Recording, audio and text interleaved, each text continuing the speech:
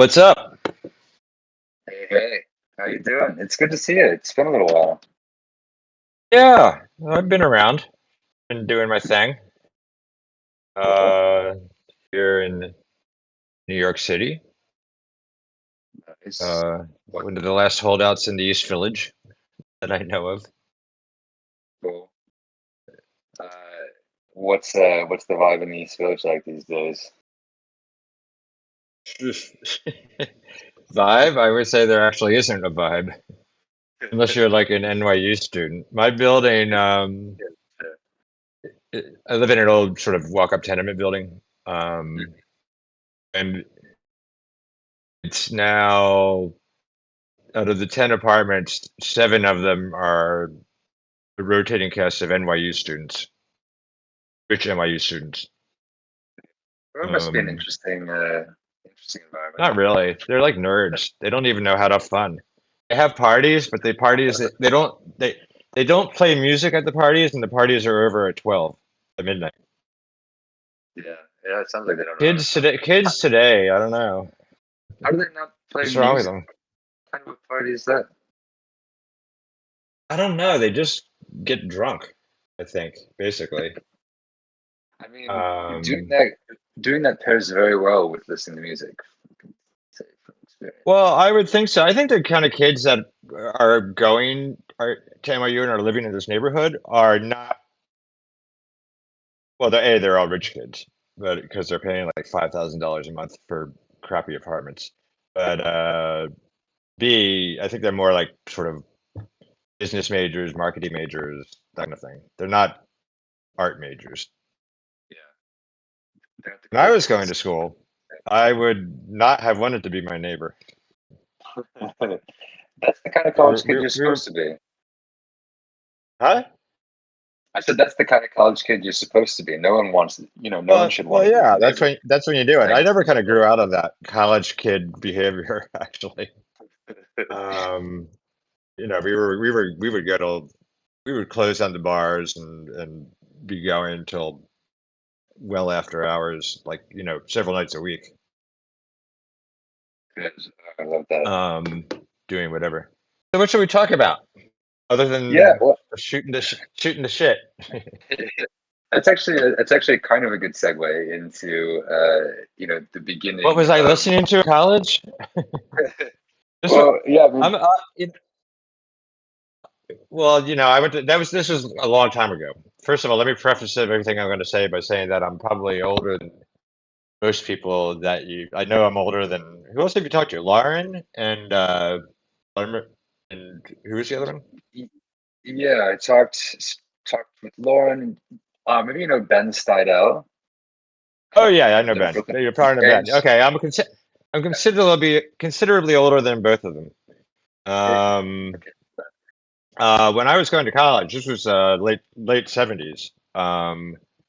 And so what I was into, well, me and my friends group, sort of the common thread at that point was like punk and post-punk. Um, but I also had much more of an affinity for more dance and electronic oriented stuff. Their early, I guess at that point it was stuff like well, Kraftwerk, of course, and but like Throbbing Gristle and stuff like that,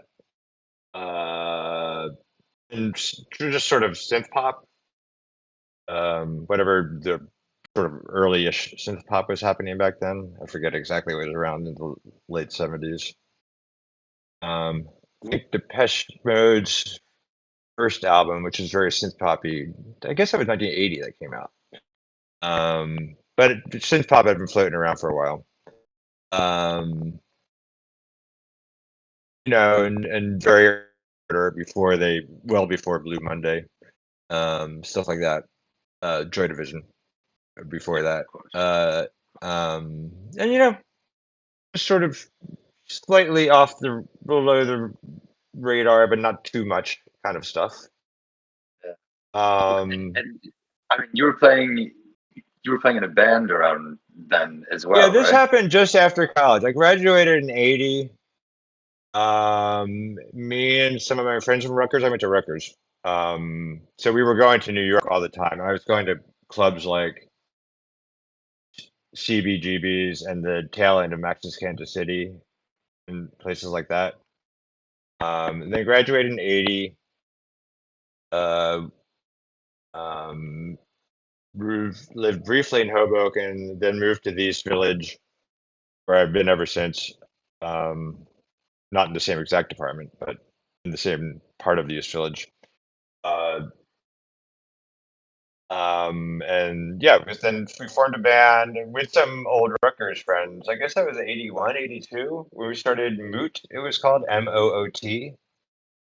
Um, we were kind of minimalist percussion-led pop band. I always the not this wasn't our official tagline, but it's the one I used to use. I always used to say we were the very white ESG.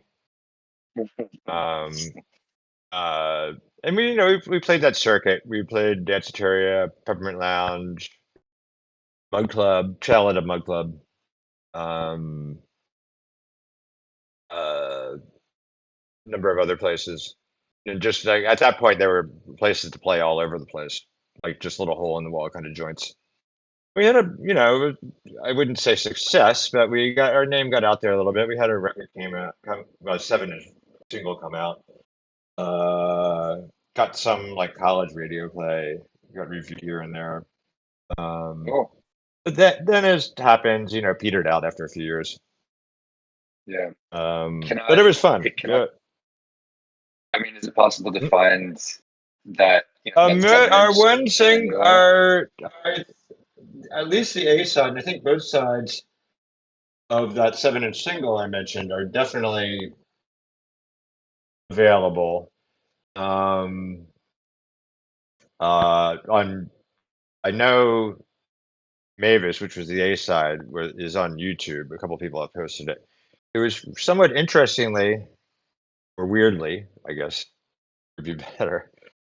Years, quite recently, a few years ago, um, Twitch from Optimo put Mavis on one of his sort of post-punk, no wave, blah blah compilations that he put together, unbeknownst to me. Well, Um, that's quite I awesome. ran into it like a year or two after he had released it. I was like, hey, that's.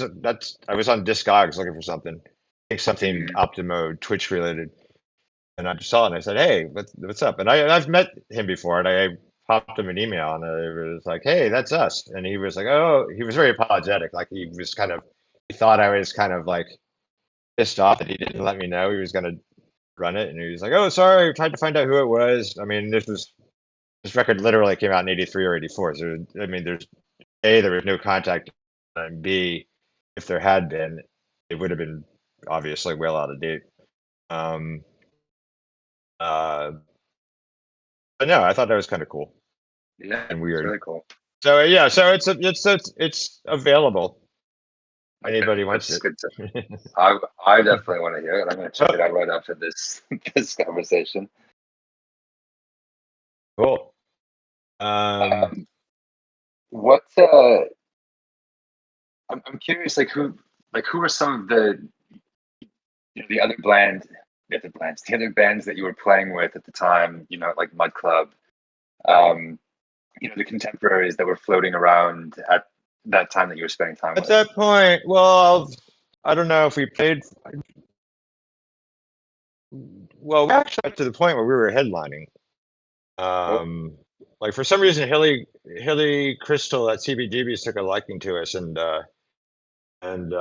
we were, the main band on Saturday nights at CB's. I mean, granted, this was a few years after CBGB's heyday, but it was still kind of cool. that's big deal. 10,000 Maniacs opened for us. Whoa, This is nice. well before they got famous. This was like one of their first gigs. We played with the Bongos, but the bands that were around there that I was at that point that I was very much into and following, like as far as bands go, as opposed to strictly more dance music studio stuff, was stuff like well, there was all the New York stuff like Conk and Liquid and uh, ESG, Dog Eat Dog. I was actually friends with a lot of them because we all were sort of part of the same group, and I actually went to school with some of the Liquid and Dog Eat Dog people. They were Rutgers alumni. Um, Also stuff like more sort of vaguely rock oriented stuff like the Feelies and Pylon. You know who they are? Yeah. Uh, um, and also slightly just weirder post punk stuff like Per Ubu, for instance. Were Gang of you Four, involved but not in? that weird. Were you involved at all in like the downtown New York scene? People like like Glenn Bronca, Reese Chatham, any of those guys? No, they were like on a level above, well above me. I mean, I was into it certainly. Yeah. I saw definitely seen Glenn Bronca perform. Forget if I ever saw Chatham perform. um, but at the same time, I was also going out to. I mean, this was around the early '80s, like around '83. This was the time when like Area opened up. There were clubs like Danceteria that were kind of important. The Pyramid Club opened in the East Village, which was sort of the sort of the sort of birthplace of sort of the whole alt drag kind of thing. And they also had DJs playing really cool music. I was going to the Ritz a lot, which had bands, but also had DJ'd vaguely dancey stuff. Justin Strauss was one of the DJs at the Ritz. He was also one of the DJs at the Mug Club. And also one of the DJs at Area. I think Justin played everywhere. Yeah. Uh, Still does. Um, so yeah, I was just doing everything back then, Yeah. as Cool. as one did back then. Yeah. So, I I was mean, out. tell me about like. I was out probably 5 nights a week. Didn't work too hard. You Nice. didn't have to work too hard to live back then. I had a job, Yeah. but it was kind of easy. Yeah. But I mean, that's what we should aspire to, not having to work too hard to live. Well, I mean, when your rent's like $300 or $400 a month, um, you Works. don't have to work that hard. You could do your art. You could do your. I mean, that's what made the East Village and New York as a whole what it was. People could do their art. They could do their music, or they could just be like me and just be like a party boy and just run around all the time, basically. Um, Yeah. So I how did did that for you? quite a few I mean, years. yeah. I mean, how did you first like? When did you first start to write about music? Like, what was your journey into that world? That didn't happen until later. I mean, I bummed around a bunch of jobs. I mean, I was always kind of vaguely involved in doing music, and I started DJing in '88. I think would be the first time that I DJ'd in public. Um, but nothing. We were just doing our own parties basically. We did get to play. I did get to DJ at like the Pyramid and a few other notable places. That was more like in the early '90s, I guess. Uh, the DJ was basically for fun. Uh, but I was just kind of on the scene, and then my friend then Time Out in New York started in I think '95 or '96. Um, my friend Adam Goldstone um, had become the club's editor. He had taken it over from Frank Broughton, who had it first. Actually, not first. There was somebody for the first couple of months, but anyway, Frank Broughton was the club's editor. Frank Broughton went on to write with Bill Brewster. He wrote "Last Night a DJ Saved My Life," that book, among many other books. Um, a few other books. I want to oversell him. Anyway, Adam Goldstein took it over probably around 96, 97. And at that point, Time Out was expanding enough that they had a budget that Adam could hire an assistant.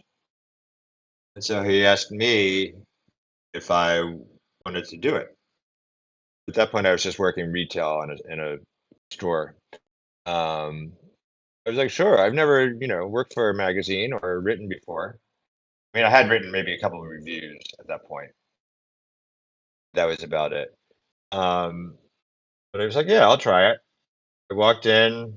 The managing editor was like, "Oh, so you want to work for us?" And I was like, "Yeah, sure." That was it. Got the job. Um, Life was kind of easy back then. That's how you got a job back then. Um, and so then I started doing that. Literally within like a month of when I started, Adam just decided he was done with it, and rather than actually quit, he just stopped showing up. And so I mean, that was Adam's style. So uh, I was doing the whole, I was doing like the club editor job and what had been the assistant club editor job, which was now a full-time plus job because I was doing both. Uh, and at some point they just said, well, it looks like Adam's not showing up anymore. Do you want to take over the whole thing? I was like, sure. Uh, Sounds good. And that's basically how it happened. And then I had that job for 17 years, Nice. What were grinding some it of like the out week in, week out. yeah? What were some of the first acts that you covered? What were a couple of the like early Oh, features that you geez. did? I should have researched it. I unfortunately didn't save it. I remember one of the first big interviews I did, one of the first interviews at all that I did was Peter Kruder and Dorfmeister. Oh, right, right, I think right. he had Yeah, some, yeah. I think he had some solo thing out. This would have been right around the time that big Kruder and Dorfmeister remix double album came out. Um, so that was kind of a big deal, and I remember getting quite nervous about it. And I had a whole list of questions ready to go, which of course I blanked Yeah, on when I was yeah, talking to of him and stuff. course. But he was nice enough, and like it was easy. And then I realized, oh, this is pretty easy. Yeah, Um, you just have conversations with people. yeah, I should have researched and see who the early people I talked to were. But I mean, eventually, certainly over the course of the 17 years, I talked to a huge swath of New York DJs and dance music producers, and a lot of anybody big or interesting, I should say, not necessarily big, that was coming to town from London or Berlin or wherever. I would try to talk to. I was doing an interview pretty much every week. Um, so, if it's 52 a year for 17 years, It's a lot of interviews, um, a lot of people. it's whatever number that is. And yeah, That's how many we're interviews I getting did for close Time to Out a in New York. thousand. Yeah. Almost Um. 1,000. No, a little less than 1,000, but yeah, a lot. Yeah. Yeah. Yeah. Sorry, I'm 900. Nah, 800, 1,200, it's all the same. Yeah. And yeah, and that job, I mean, unfortunately, Time Out at that point, Tony Elliott, I guess in 2012, sold the whole thing, the whole worldwide Time Out to a venture capital company, which promptly, destroyed the thing. And then in As everyone 2014, thought. yeah, 2014, they just let almost all the editorial staff, the whole photo department, everybody got the axe all in one day, 2014. Then I went through a number of years just kind of writing freelance, trying to eke out a living doing that. I had a stint at Accelerator for a while. Um, and then late 2019, I started working for uh, as the North American editor of DJ Mag, and that's what I've been doing ever since. there's my life story, the very short version. Yeah, thank you for I, sharing it. yeah. I mean, I would love if we had more time to just go through, like year by year and talk about, who the highlights were, all the people you're I talking could, to. but that would be, it would be starting out as like a little kid just listening to whatever was on the AM radio and then progressing all the way through. I can remember one sort of formative moment. I guess it was early 70s. When did Autobahn come out? Kraftwerk. 73, 74. Anyway, around that time, I remember sitting in my parents' car, and Autobahn, the short, very truncated 3-minute version, had oddly came on the AM radio. It had become an AM radio New York kind of hit. And I remember thinking, what is this thing? Sounds so cool. Yeah. I'd never really heard purely electronic music any before that, basically because there wasn't really much before that. Uh, I'm that curious. moment, I can trace my fascination with anything electronic back to that moment, I think. Yeah, wow. Yeah, that's certainly formative. Yeah, I mean, it's 1974. I just looked it up. Right, and Okay, so I'm I was in my mid teens actually. I was old enough got to it. appreciate it. I'd been much Yeah, for younger, I sure. probably would have like whatever. Yeah, this is weird.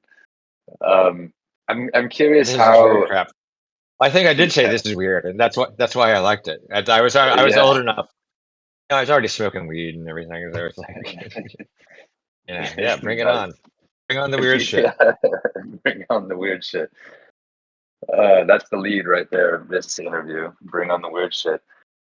Um, I'm curious how you uh, were intentional about discovering music through the years. Like like what were you I peering was into? always What were your always very. I was sort of aggressive about it. I did like in high school. I was listening to a lot of the stuff that my friends were listening to. I liked Led Zepp. I liked Yes. I liked even Foghat and stuff like that, which was what sort of my peer group was into. But I was also into weirder stuff. Like, I mean, not that glam rock is that weird, but I think, the only one in my school that was into. Nobody was into Bowie as much as I was. Mm, Uh, First Roxy Music album, I fell in love with, mm, which no everybody else hated. Uh, then and via college radio, particularly PRB, which is Princeton radio station, and RSU, which is the Rutgers radio station. I grew up in like Central Jersey. mm. Um, uh, they would just play everything.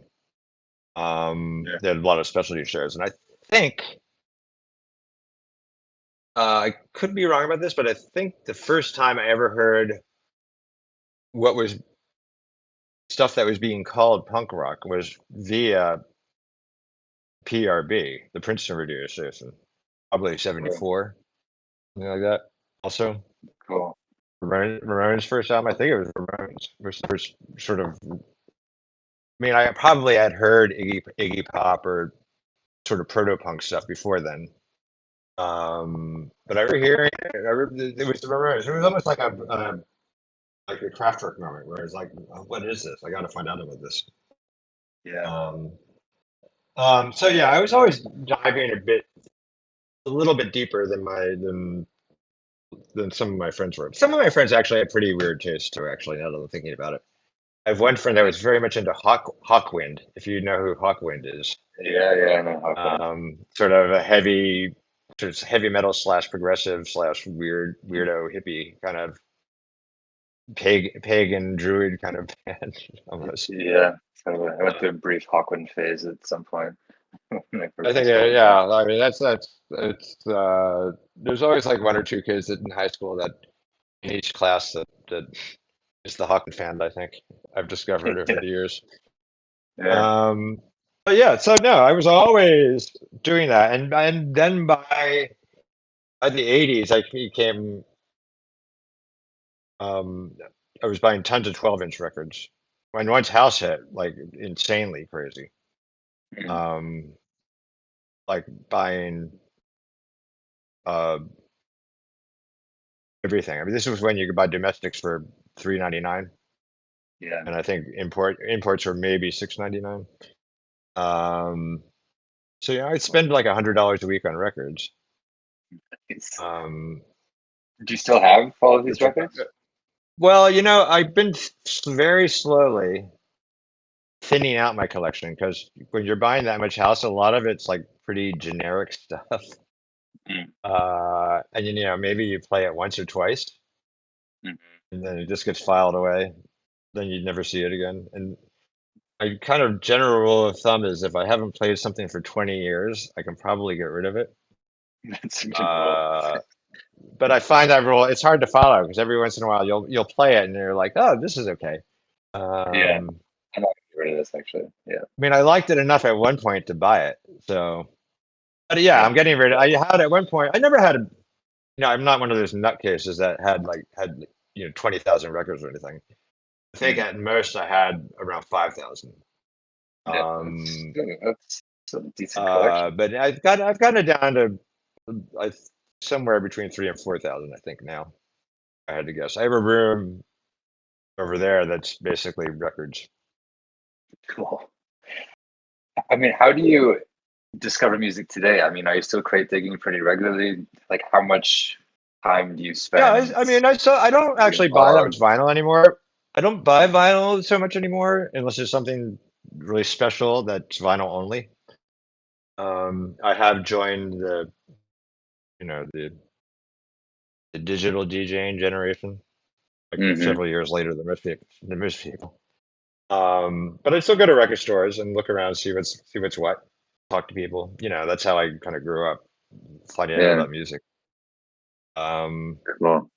I get by virtue of the business, my job, I get shitloads of promos, Yeah, all digital I now, know of that course. look. Yeah. Um, like more than I can possibly listen to. I mean, and of course, 90% of them are stuff I don't want to listen to. Uh, Hmm. but there's enough to keep me busy, certainly, just on promos alone. But I also still, I'll dig around the usual places as well. Digital crate taking, I guess that is. Uh, Bandcamp and Juno download and what's the big one? I'm blanking on the big download site. You know what I'm talking about. Not track source. Uh, whatever. Anyway, yes. So I just dig around and and just talking to people. People tell you about music.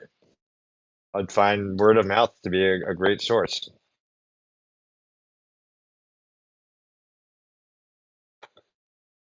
Yeah, totally. That I think, speaking with people is always the way to go if you can make time for it, which Yeah. is, kind of why And we're here.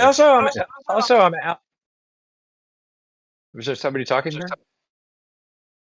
That was just me. My headphones just died, so I just switched over to a Okay, different. that's cool. I would still go out a lot and I hear DJs playing and find out about music that way too, Yeah. Yeah. I mean, the so here's a old-fashioned question way. that I I mean, that's partially why I always like going out, is to hear new stuff. yeah, totally. I mean, here's a question that I ask everybody in these. Who are three artists of note that you have heard for the first time over the past year? Oh, for the first time over the past year, let me see. Well, Mhm. I don't know if this probably isn't over the last year, but it's fairly recent. I've really been Yeah. enjoying what Cynthia has been doing. You know Cynthia? I don't think I do know Cynthia. Cinthie. I don't really know much about her. I think she's based in Germany.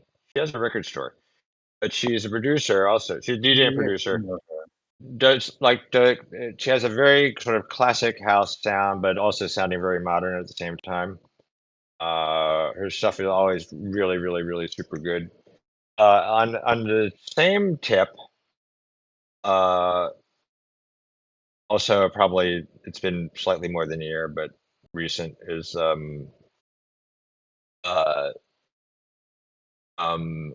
Lady Monix from Detroit.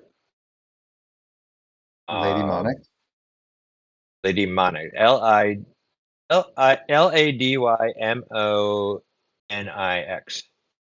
Lady Monix. Okay. from Detroit. Cool. Good, rock solid, slightly Detroity slash Chicago house style stuff. Really hits the spot. She has a really good ear for a sample, a vocal sample. Mm. What else? One of my favorite albums, also Detroit. Favorite album. This is from an artist who's been around for a long time. Is came out about a year ago. YG Memoirs of High Tech Jazz. It's a great album name. Well, he sort of borrowed the term high tech jazz, which has been around for a while, but this is the memoir of high tech jazz, I guess. Yeah. But anyway, so it's super good. Also Detroit-ish leaning album. As far as something, I'm trying to think of something new and different. Because everything I mentioned is a bit retro. I guess I like retro stuff. Yeah, that's I'm stuck fine. in I the mean, I'm stuck in the 80s and 90s. Well, yeah, because I'm really, the stuff that I've always loved the most was the kind of sort of thumpy deep house that would come out in Tribal America, stuff like Underground Sound of Lisbon and sort of early Danny Teglia, Mhm. or early, not super early, but also I like early Danny Teglia too, or Merc, stuff like that. Mm. I always fell in love with David Morales's Red Zone and Dead Zone mixes. Like Cool. how kind of like it's kind of Sound Factory-ish kind of stuff. That's always sort of been my go-to sound, and I tend to even like newer music, stuff that's kind of vaguely along those lines. I find myself kind of drawn to a lot. Having said that, I do listen to all kinds of stuff. I probably would have to look at my. Let me quickly look at my what I've downloaded lately. That might be a way to. Yeah. A glimpse into the Bruce space. Well, this is just stuff. It's a lot of this is stuff I haven't even really listened to yet. It's just literally in my download folder. Let's see what I got here. Old stuff. Juan McLean, old Juan McLean. Nice. Oh, there's this really you know what I've also been liking. This is also kind of old schoolish, but the stuff on uh Octa and Eris Drew's label, TNT Love Energy, I think the label's called. Sort of a lot of it's sort of neo old school house. A lot of it's neo ravey, but really super well done. Whether it's produced by one of them or by somebody else, it's one of my go-to labels, I think. Let's see here what we got that I've done lately. The new Frank and Tony is quite nice. Super deep house. You know Frank and Tony? It's Francis Harris from Yeah, I don't who runs know Public too Records well. nowadays. Yeah. Check out Frank and Tony if you like ultra deep housey stuff. Okay. Oh, another label, which is a slightly different tip, New Northern Soul. I think the guy's based in Ibiza, but it's like Balearic kind of stuff of various sorts. Very chill and groovy.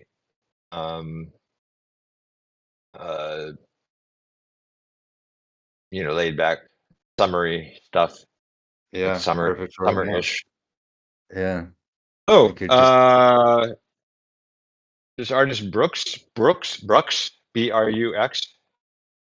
Oh yeah, I know this name, An but Australian woman living in Brooklyn. She's been doing some super good, interesting stuff. Sort of not strictly house. Some of it's house, but a lot of it's sort of more breakbeat, beatish sort of stuff. Sort of all over the map. She kind of reminds me of a slightly more slightly more clubby mode selector, if that makes any Oh, sense. nice. Slightly more slightly straightforward mode selector. Mode Cool. selector without being as willfully goofy, I guess. It's a good. Yeah. Yeah, check her out. Um, I know the name. I know um, Brooks from something. Got yeah, Mark and she's been his. kind of Yeah. percolating for a couple of years now. I mean, she's pretty new, but she's been Oh, producing that's why I music know. for 2 or 3 years. Um, oh, there's a new. This is going back to T4T Love Energy, that label. The new Board Lord is quite good. Sort of Cool. weirdo, breakbeaty, ravey kind of stuff. I'm just going by what I'm looking at in the download list here. So it's not complete by any means of what I'm listening to. Yeah. Um, I mean, you're giving us a treasure trove of riches right now. Much appreciated. yeah. The new Johnny from Space Heatwave EP is quite good. Just came out. Cool. Apparently it came out 2 weeks ago. The whole Miami, a lot of Miami stuff. Um, the stuff that Any Days last year put out a compilation of new and old Miami, or not all new stuff, but from new and old artists called Homecore Miami All Stars. Uh, House breakbeat, almost the sort of Miami bass derived stuff. Uh, that comp is well worth checking out. You get a sort of overview of what's happening in Miami right now. Cool. Um, I the wonder people like if Johnny from Space, Nick Leon, Coffin Text. Those people are doing really kind of cool stuff right now in Miami. cool.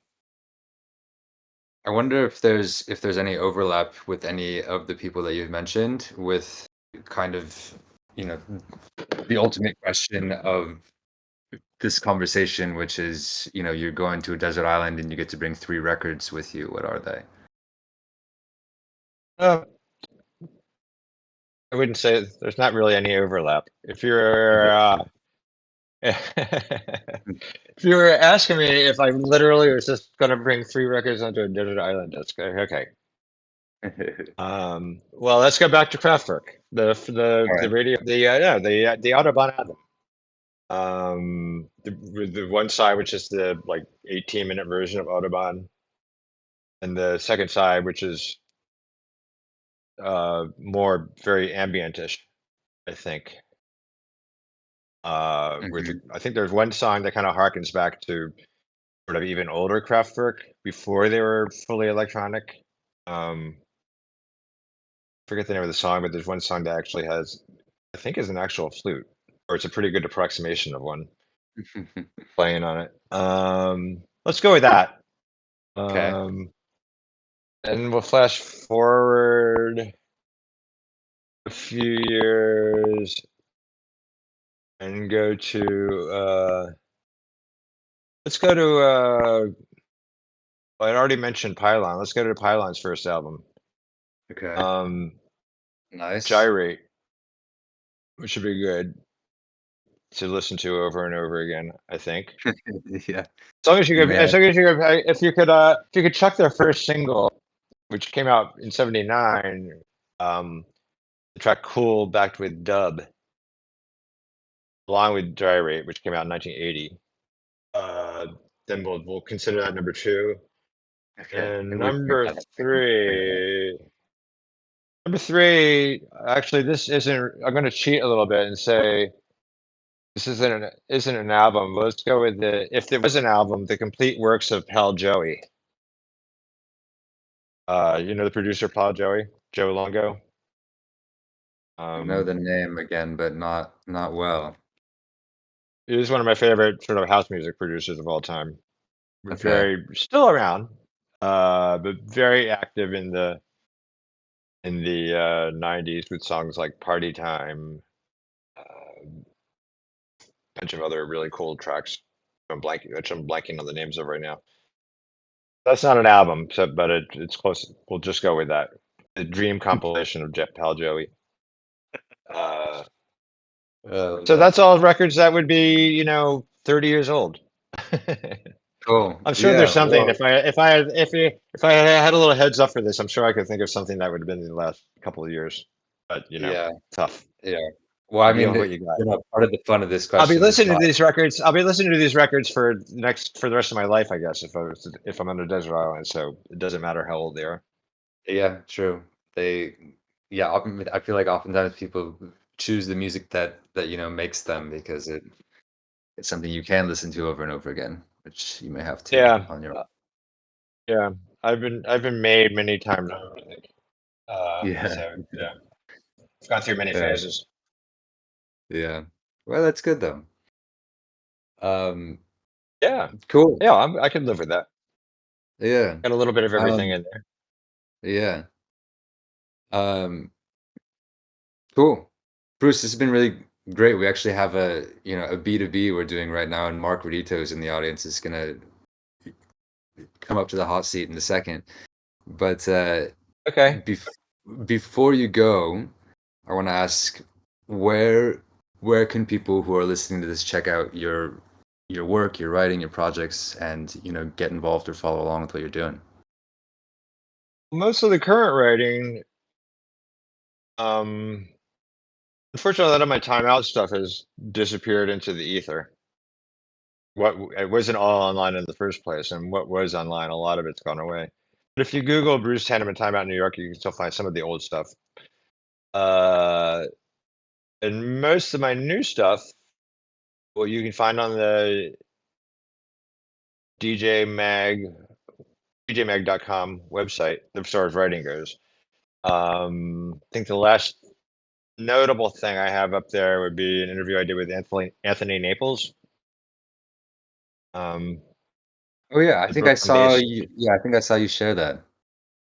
I need to read it. Yeah, that just got posted, I don't know, about a week ago, I guess. It has a cool new album out or recent now, called Orbs.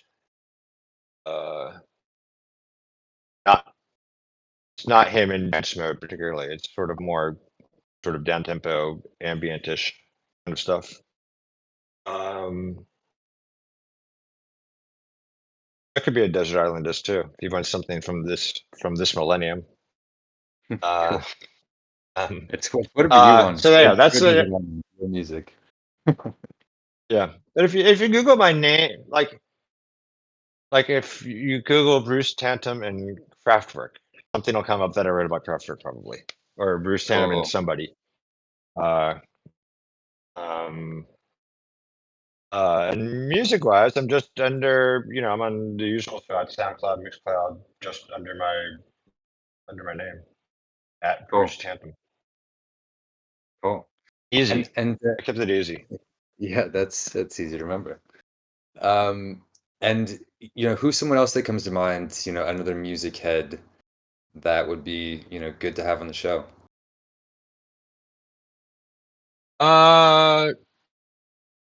Uh, if he wanted to do it, are you willing to go have overseas people, like London people? Totally, I live in London. No, All right, forgot yeah, about that. we can make that happen. Well, then do you know Bill Brewster, Not writer and personally. DJ? Yeah, I know of Bill Brewster, but I don't know. He's been around the block a few times, has written a lot, probably has a better memory than I do about things. I don't know. And You he's never a know. sort of a raconteur, so he'd be a good person to talk to. Okay, cool. Um, and in New York, you know who to talk to. Yeah, a There's a few lot of cool people. people here. Yeah, People that have been around there for a are while, people that are new, all kinds of people. there are I think even indeed. Anthony, speaking of Anthony Naples, he might be a good one. Yeah, He's sort of, he has his label. He does a lot. He makes all different kinds of music. He's a good guy. So, I mean, cool. unless Yeah, you're not, you're talking to all kinds of different people, right? I mean, it doesn't have to be. Well, if you talk to Yeah. Lauren and Ben, then Yeah, I mean, all across the obviously, spectrum, just people who care right. a lot about music and sharing and discovering with, the other people. So Yes, there's a lot of us around. It's not I mean, yeah, pretty much everybody I know, or everybody I hang out with are people that that music is kind of, if the it's not their thing. entire life, it's it's sort of the main thrust of their life. Yeah, Yeah. Yeah, those people. That's there's people. that's That's that's all I where they know. live. Yeah. I mean, I Um, know people. Actually, that's not true. I do know people that are sort of artists, and then people that work.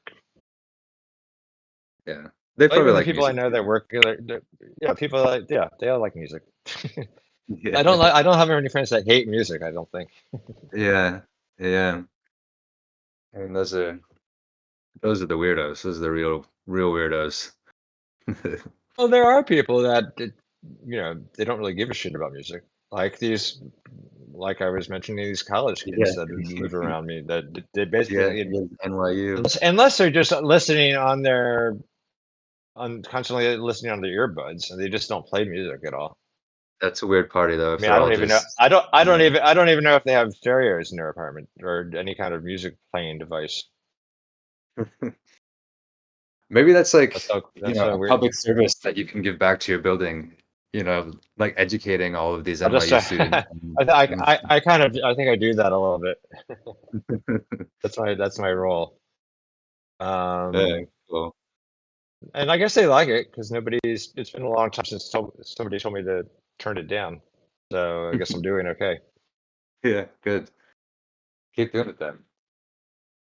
Yeah. Um, yeah, cool, Bruce. Well, this has been really great. Thanks so much for taking the time and sharing a lot of the Yeah. different, If you ever want to do the long version, I can, if we ever have time for that, I we can I go would through I, like I a would year love by to. year rundown. I mean, Yeah, I mean, next time I'm in New York, uh, I'm gonna shoot you a note. We can go, grab some drinks, listen to music, and do the full story.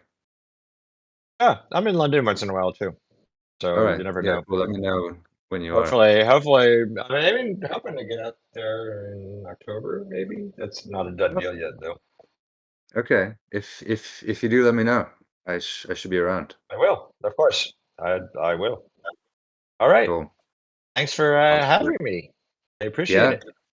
absolutely. Thanks for being Been here. fun. And we'll talk soon. Everyone in the chat is, saying thanks for the really great conversation. Hey, As everybody in the chat, all three of you, yeah. Mark, Eric. Two Marks and an Eric.